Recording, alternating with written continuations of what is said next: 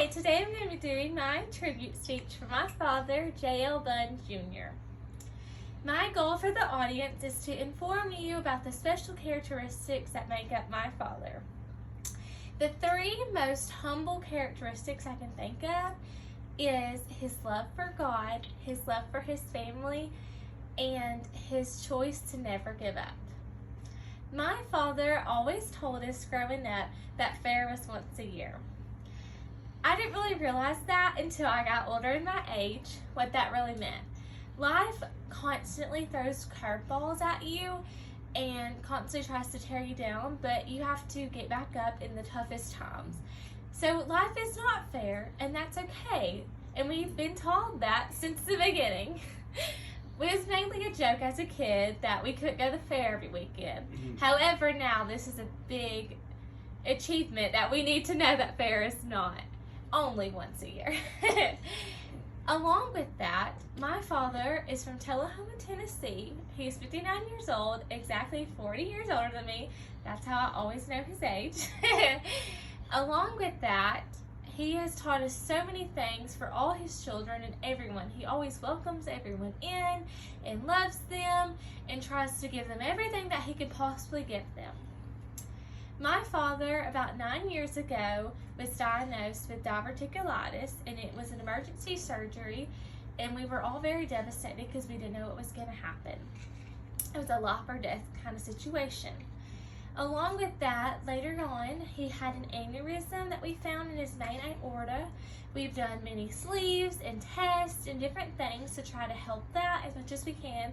He's had many other health problems as time has went on, but now he was diagnosed with stage 4 melanoma cancer. This started about 3 years ago whenever they found a spot on his back, and it was a mole, and they removed it, and they've removed it multiple times in the last 3 years. However, it has went to stage 4 and spread everywhere.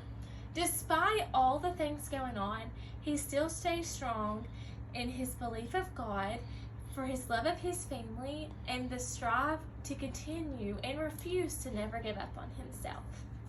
So to start off, we're going to talk about his love of God.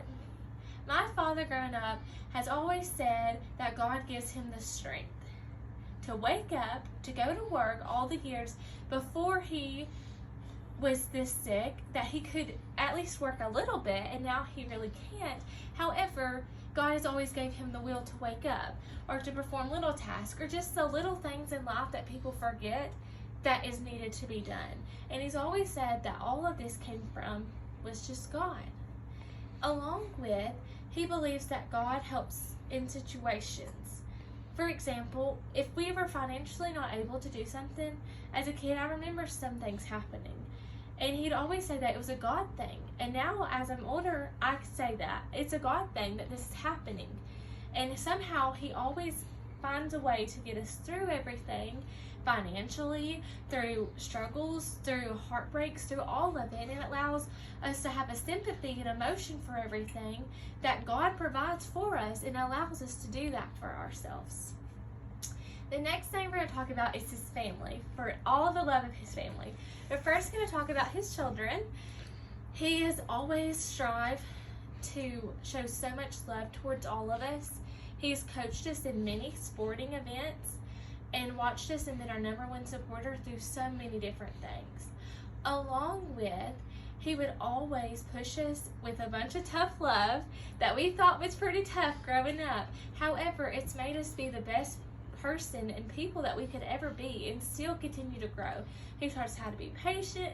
He taught us how to love one another and be very respectful kids and be independent in our own lives. I'm so thankful that he's my father, and he's taught us so many different things that we will always cherish as we get older and continue to grow as people. The next thing we're going to talk about is his love for my mother, Angela Bunn. They have went through so many things together that it's unreal to even look back on. And their love has definitely been tested multiple times by different things. There has been obviously a lot of heartfelt things going on with his health problems, and they continue to have the love that's so strong that just seems so unreal that I just hope that one day me and my husband can just have a part of that. Yes, there's always arguments, there's always downtime, there's always things that are going on. However, they somehow seem to be strong enough to fight through all the battles together and still love one another. And the last thing, which I'm pretty sure is his favorite, is his granddaughter Layla and his little grandpups. Every time Layla comes around, he always wants to do whatever she wants to do. If she wants that candy bar at 9 o'clock at night, she's getting the candy bar. If she wants that sun drop she asked for about 2 hours ago, she's gonna get it eventually. It's always whatever she wants to do. If she wants to go play, he'll do that. And he always cherishes all the moments that she has with him and just tries to help guide her and push her to do whatever dreams she wants and all the crazy ideas that she'll come up with. That's fine. And along with his grandpups that are from me, he absolutely loves them. Every time I bring him in, I can just see a big smile on his face, and I can see the pups always going near him, especially during dark times or rough times or even happy moments. It's always bringing a smile on his face.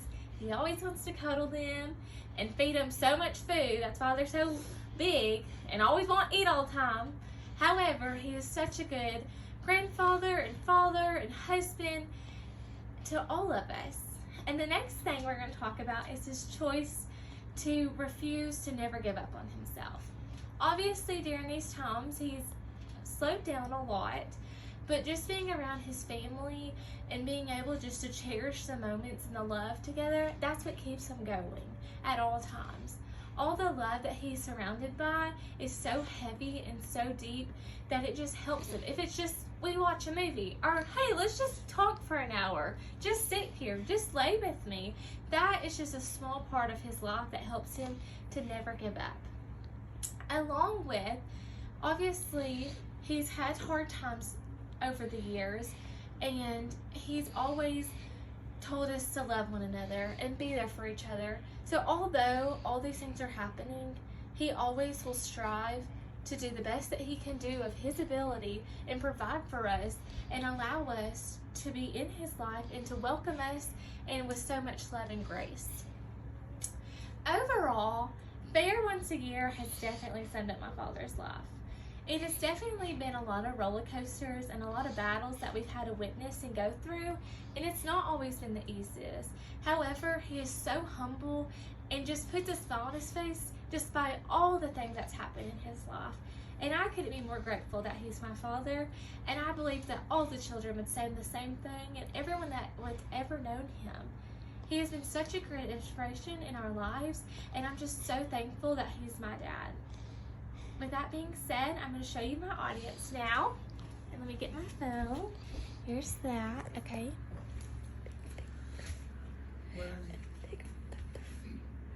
Okay, so there's 1, there's 2, and there's my niece Layla. That's 3. And then I'm going to come over here. And then that's 4. And then that is 5. Thank you.